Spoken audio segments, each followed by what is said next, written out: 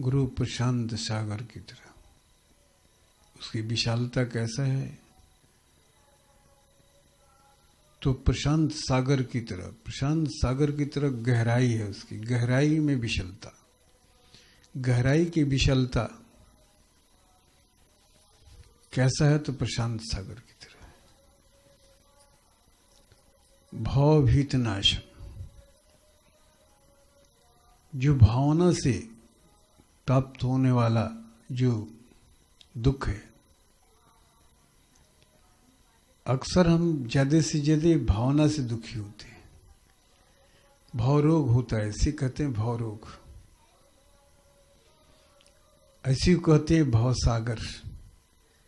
भावना से जो बना हुआ बृहत विचारों का सागर। ऐसा कोई सागर नहीं है जो जल से, जल का कोई सागर की बात नहीं कहेगी। भावना से बना हुआ सागर, भाव से। इतने भाव बनते हैं हमारे अंदर, और इतने भाव बनते हैं कि इसी सागर में हम डूब मरते हैं, और इसी से तरने की बात कही गई है। भाव सागर से तरने की बात के लिए हम पूजा पाठ, कर्मकांड, वो श्राद्ध इत्यादि जो करते हैं, गरुड़ पुराण क्या क्या नहीं सुनते मरने के बाद भी। इसी भाव सागर से, भाव सागर कहीं और कोई जमीन पर नहीं होता। भाव सागर कोई पानी जल से बना हुआ सागर नहीं होता।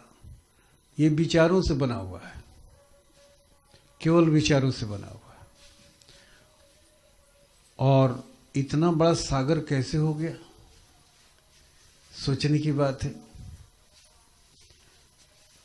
ते सागर, कितने विचार हमारे पास होते हैं, कितने विचार हैं?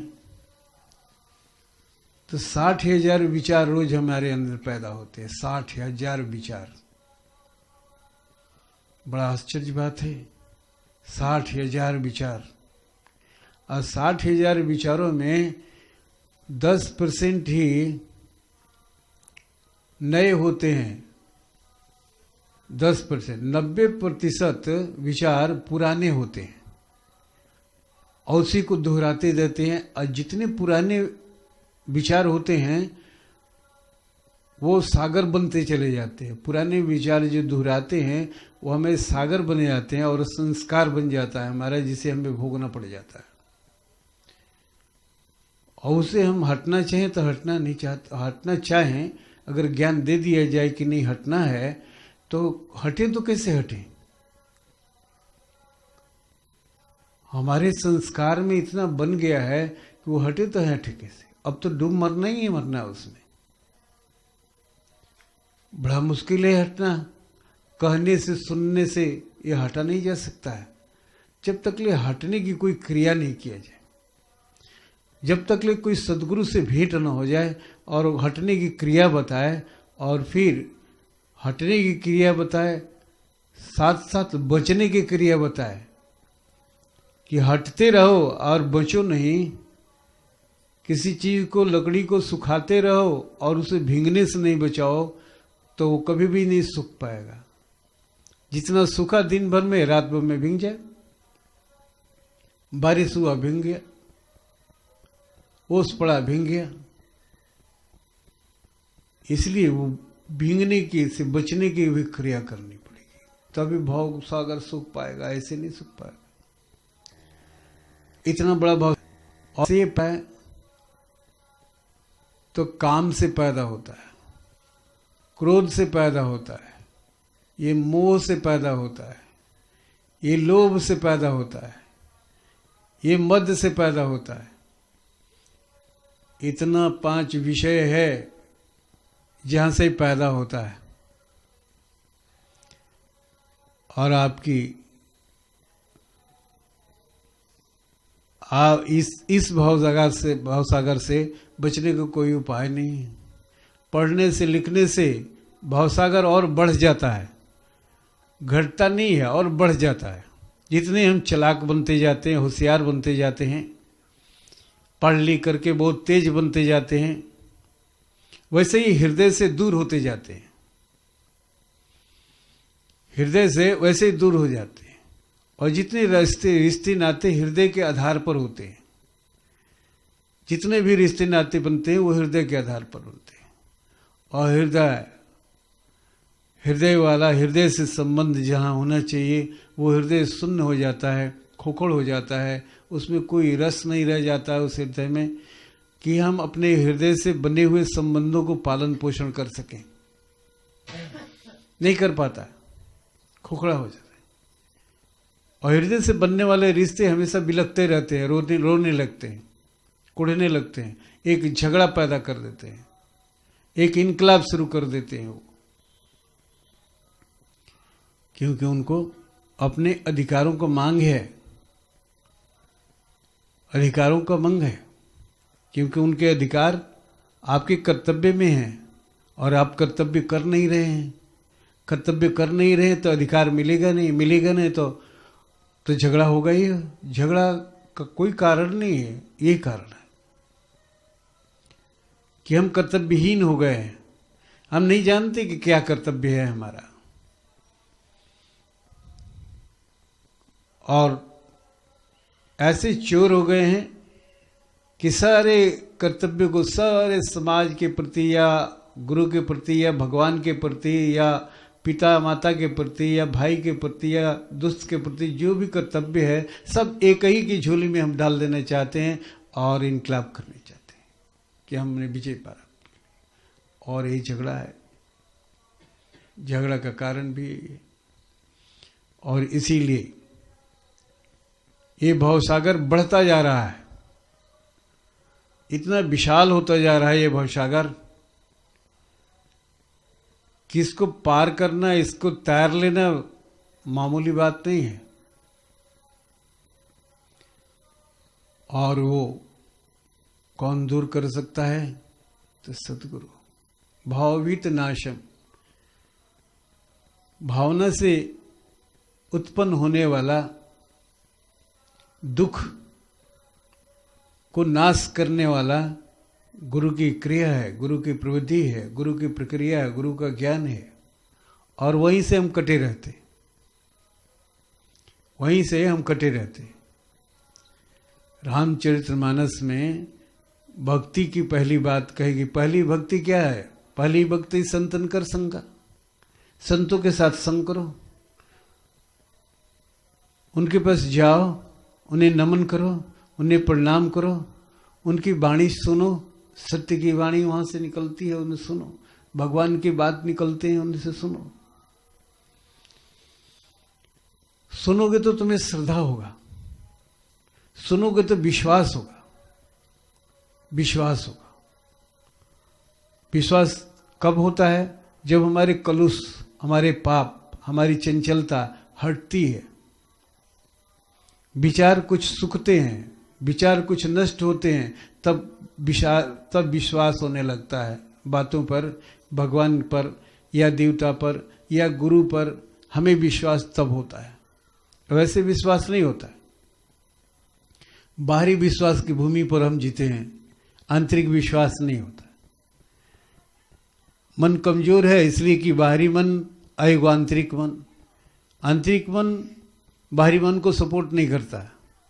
बाहरी मन को कहता है तू धोखाबाज है, तू तरह तरह की बात करता है, तरह तरह के सत्य समझाता है, तू धोखाबाज है, मैं तेरे साथ नहीं दूंगा।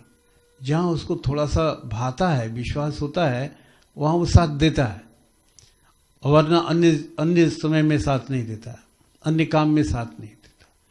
दोनों मन को मिल जाए, गुरु उसी की प्रक्रिया बताता है कि दोनों एक साथ मिल जाए। झगड़ा तो तुम्हारे घर में ही है, घर में मतलब तुम्हारे अंदर में ही झगड़ा है, अंदर में झगड़ा है, अंतर मन और बाहरी मन से झगड़ा है। बाहरी मन कहता है कि ये कहता है कि ये रास्ता है, और अंतर मन कहता है कि गलत है, तूने एक बार ऐसे बताया था, आज ऐसा बता रहा है। यही झगड़ा है, यही है तुम्हारा बाहरी मन और अंतर मन का झगड़ा, जिससे बहुत सारे विचार पैदा होते। और बाहरी मन ही पति है और आंतरिक मन ही पत्नी है, ये पति पत्नी का झगड़ा है। जहां पति पत्नी में झगड़ा हो और एक ही घर में रह रहे हो, एक ही छत के नीचे रह रहे हो, वो घर में कभी सुख हो सकता है? कभी भी नहीं हो सकता है। उसके जो संतान पैदा होंगे वो झगड़ा को रोज देखेंगे या वो भी उसी तरह से बनते चले जाएंगे। संतान भी वैसे ही होगा कि मेरे पापा ऐसे बोलते थे, मेरी मम्मी ऐसी बोलती थी, बस वही झगड़ा वही भी करेंगे, वही सीखेंगे, वही पढ़ाई पढ़ रहे हैं। इसलिए कि स्वाभाविक धर्म बदलता जा रहा है। दूसरी पति पत्नी तो आज एक छत के एक मकान के अंदर में रह रहे हैं, उनके अंदर में झगड़ा है। इसलिए कि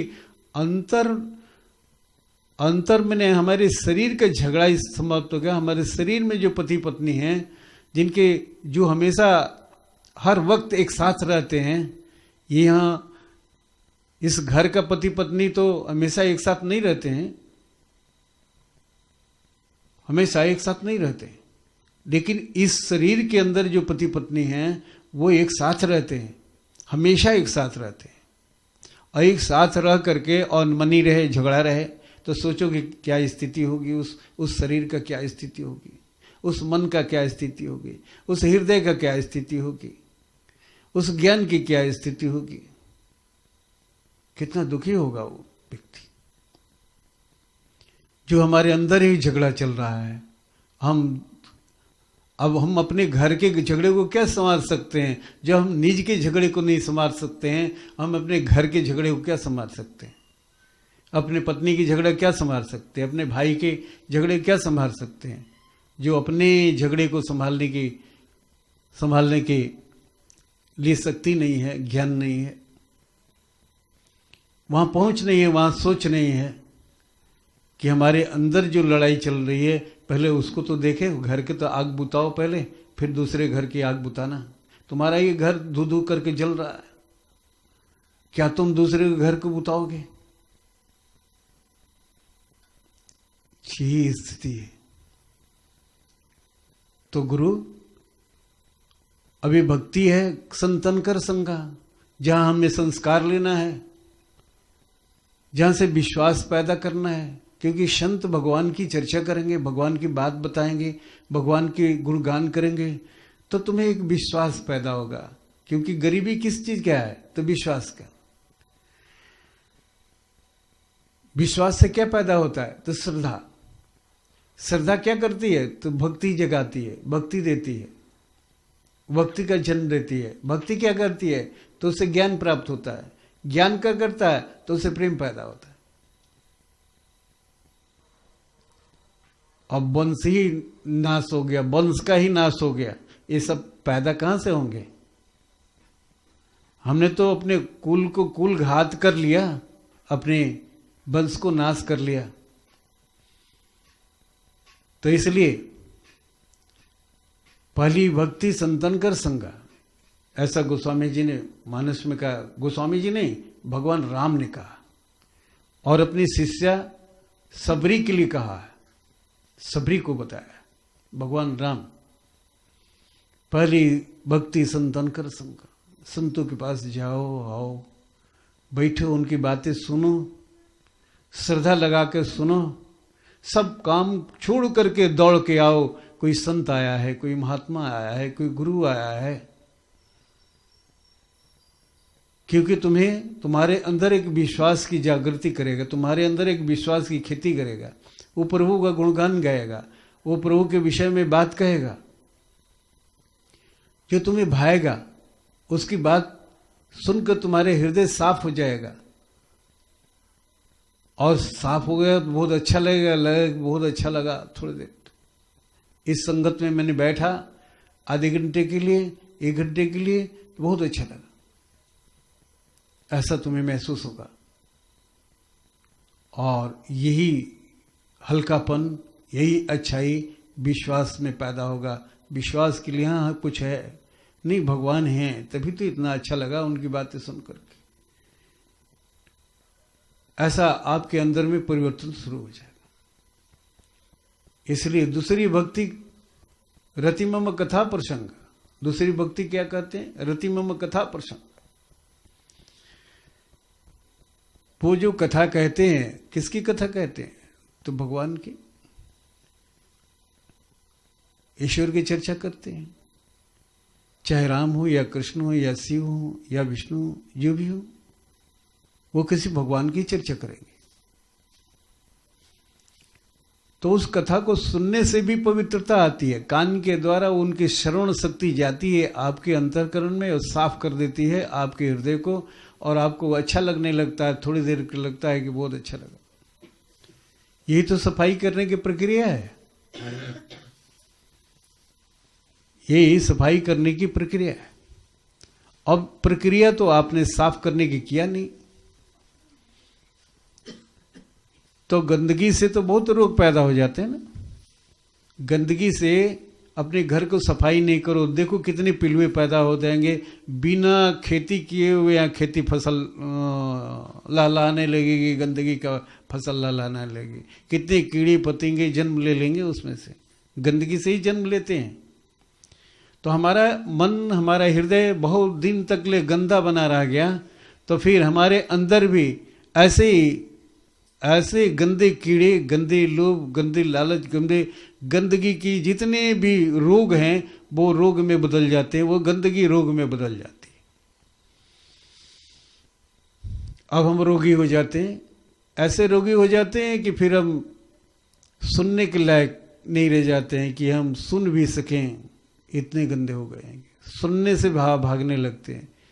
कहते हैं गोस्वामी जी, तुलसी पिछले पापों से हर चर्चा न सुहाए, जैसे ज्वर के बेग से भूख विदा हो जाए। पिछले पाप इतने गंदे हम हो गए हैं, पिछले पापों से इतना गंदे हो गए हैं कि हमको अब हर चर्चा नहीं सुहाती है। हमको अच्छा नहीं लगती है। भगवान की बात कोई करता है तो अच्छा नहीं लगता है, और वहाँ से हट करके दूसरी जगह चले जाएंगे। यहाँ फिर बैठेंगे तो दूसरी बात सोचते रहेंगे। अगर किसी तरह लज्जा बस आ गए सभा में तो आपस में गप करते रहेंगे, एक दूसरे से नज़र बचा करके गप करेंगे कि थोड़ा मिल लिए हैं, बैठ लिए हैं, क्योंकि उनको तो अच्छा लगता नहीं है। ये तो शर्म बस आ गए हैं किसी वजह से, कहने से, सुनने से या दिखाने से कि हम भी सभा के मेंबर हैं, हम भी भगवान कथा सुनते हैं।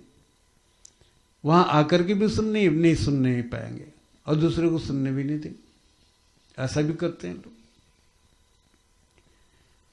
तो ऐसे ही पिछले पापों से इतना पाप भर गया है उनके कि अब वो सुनने के लिए भी तैयार नहीं। हरिचर्चा न सुहाए, जैसे कैसे होता है? जैसे ज्वर के बेग से भूख विदा हो जाए।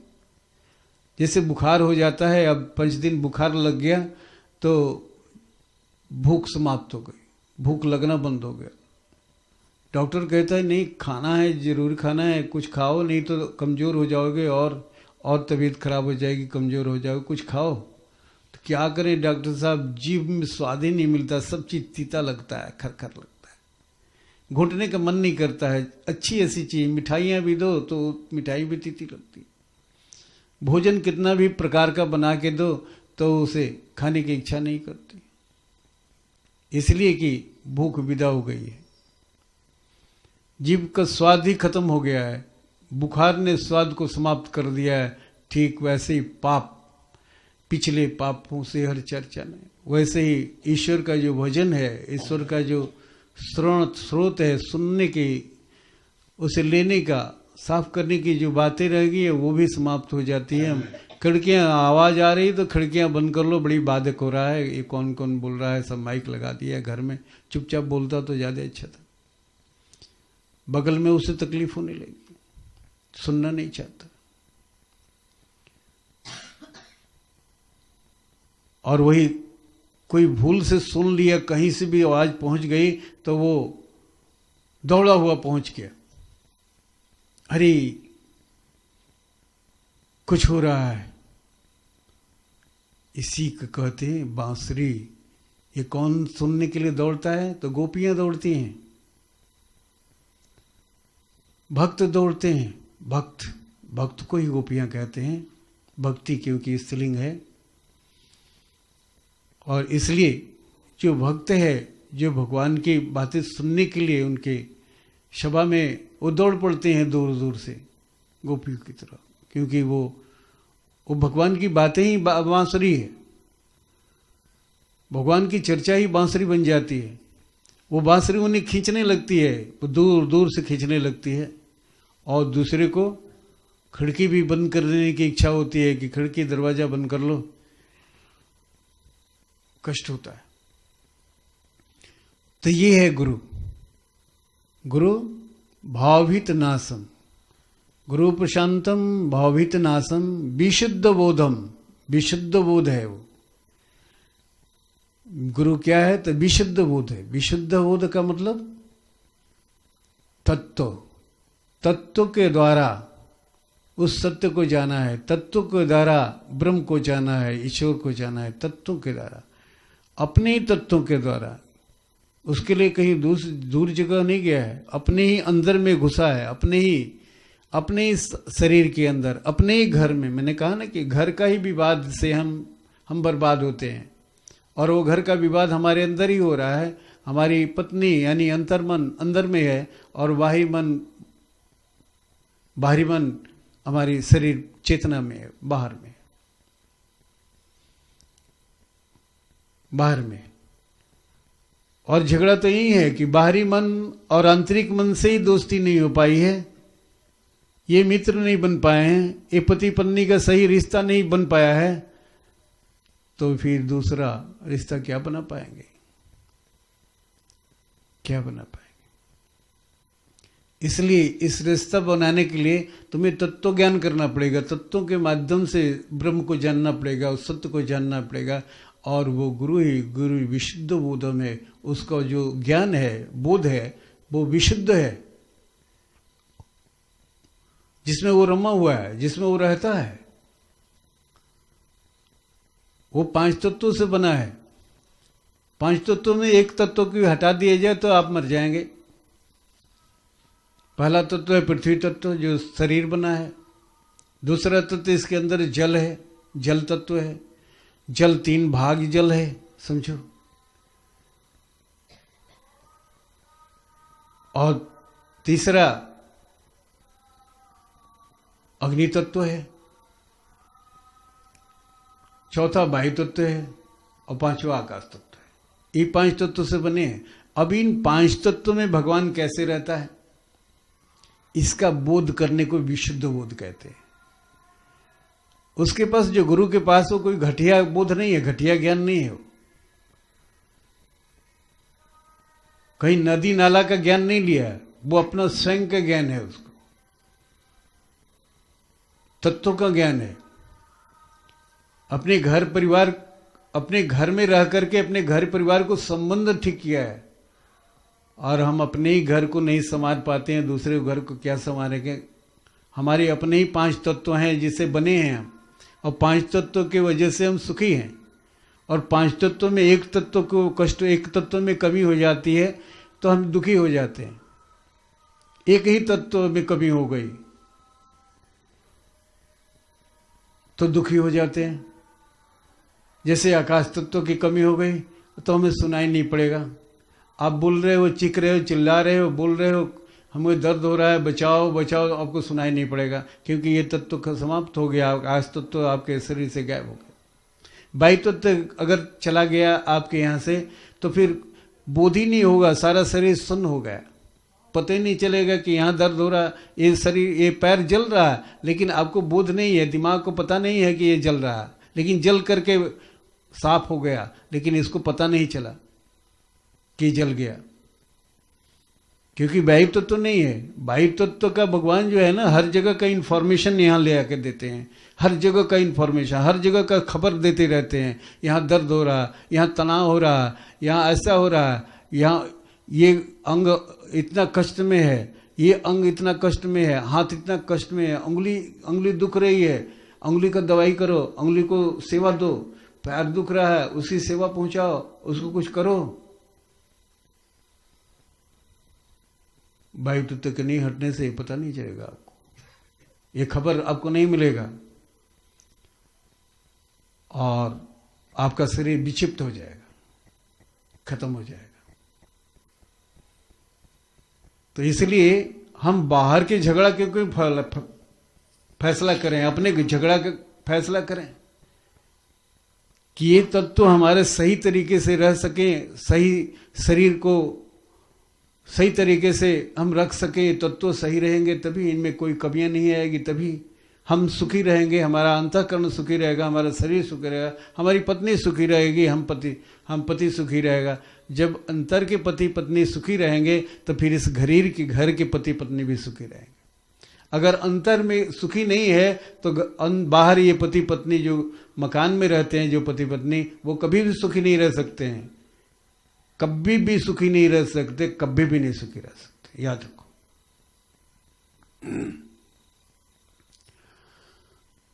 इसलिए जरूरी है विशुद्ध बोधम।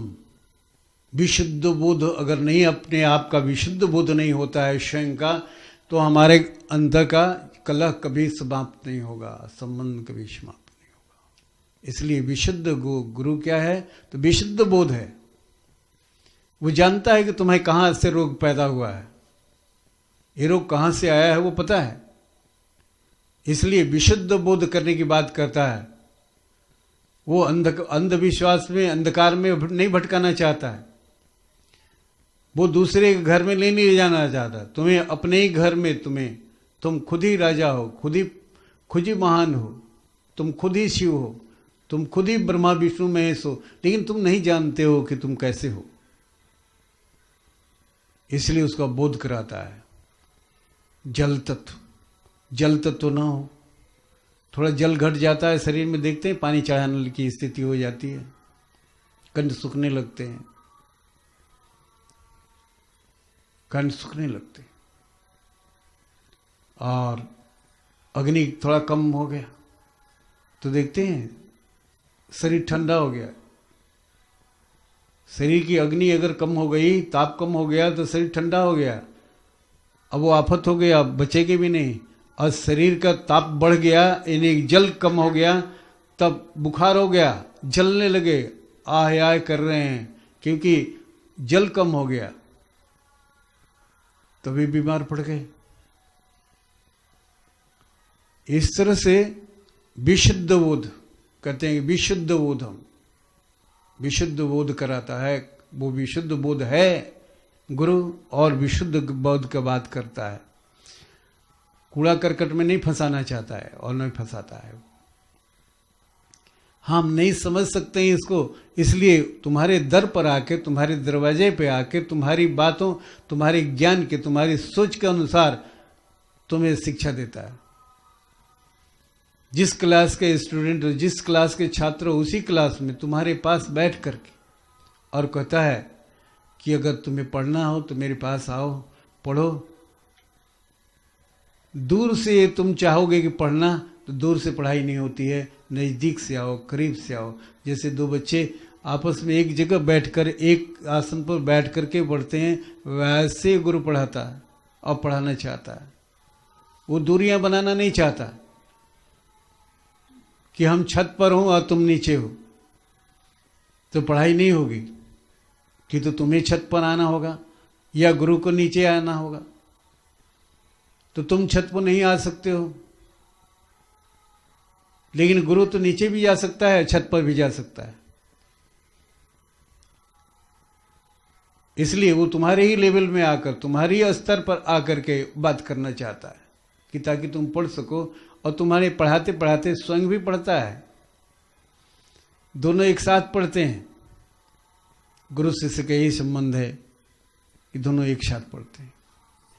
और दोनों एक साथ नहीं पढ़ पाए तो कभी परिपक्वता नहीं आती है, कभी भी नहीं, जीवन में नहीं आती है। जो लोग भागते हैं परिपक्व नहीं हो पाते। गुरु विशुद्ध बोधम, विशुद्ध बोधम कलुषस्य हारम। कलुषस्य हारम, जो अज्ञानता है, जो कलुष है, जो दुख है, दैहिक दैविक भौतिक तापा, राम राज ने काहू को व्यापा, ये तीन तरह के ताप हैं, ये कलुष है, यही दुख है मनुष्य के जीवन में। शारीरिक दुख, पैसे के दुख और रिश्तों का दुख, ये तीन तरह का दुख हमें व्यापता है। राम राज्य न काहू को व्यापा, राम राज्य में प्रवेश कर जाओ, ये व्यापेगा नहीं। राम राज्य कहाँ होता है? तो राम राज्य त्रेता में होता है। त्रेता युग में राम का अवतरण, राम राज्य।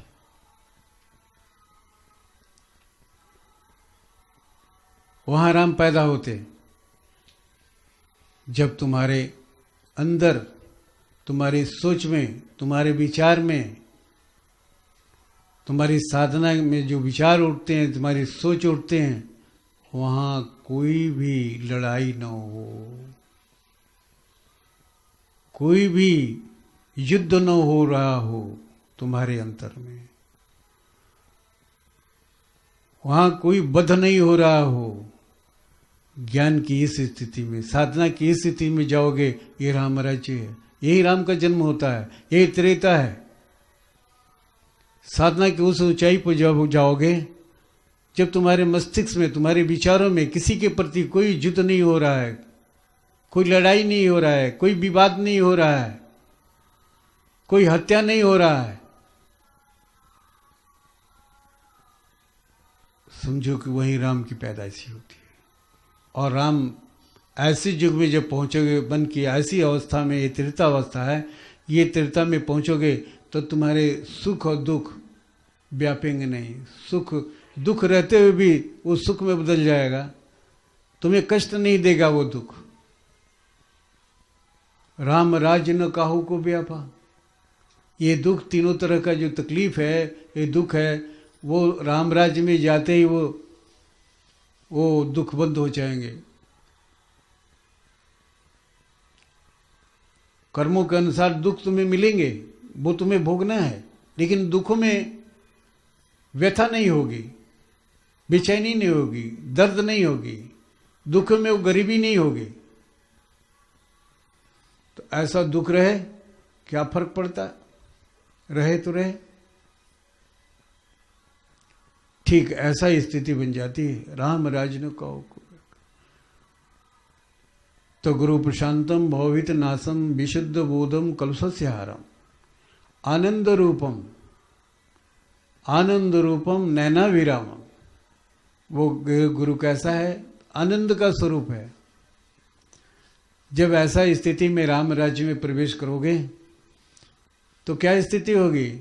उसी स्थिति, वही स्थिति है आनंद की, जहां कोई विचार नहीं है। आनंद की जो अनुभूति होगी, आनंद के स्वरूप हो। तो जब आनंद के स्वरूप होगे तो कोई भी दुखी वहां नहीं होगा। उस संबंध से, उस विचार से, उस सोच से जो लोग जुड़ेंगे वो आनंदित होने लगेंगे। जो वहां से कनेक्शन लेंगे वो आनंदित होने लगेंगे। तो इसलिए आनंद स्वरूप कौन है? तो जागृत में, जीवंत में वो गुरु है। गुरु का ये स्वरूप है और ये स्वरूप तुम्हारे अंदर उतर जाएगा। आनंद रूप में गुरु तुम्हारे अंदर में स्थित हो जाएंगे। फिर बाहरी गुरु की किसी जरूरत नहीं है। तुम्हारे अंदर में आंतरिक गुरु प्रवेश कर गए हैं आनंद के स्वरूप में। नैना विरामम, ऐसे आनंद स्वरूप में नैना विरामम, नैनों को सुख देने वाले, ये नेत्रों को सुख देने वाले ये आनंद है।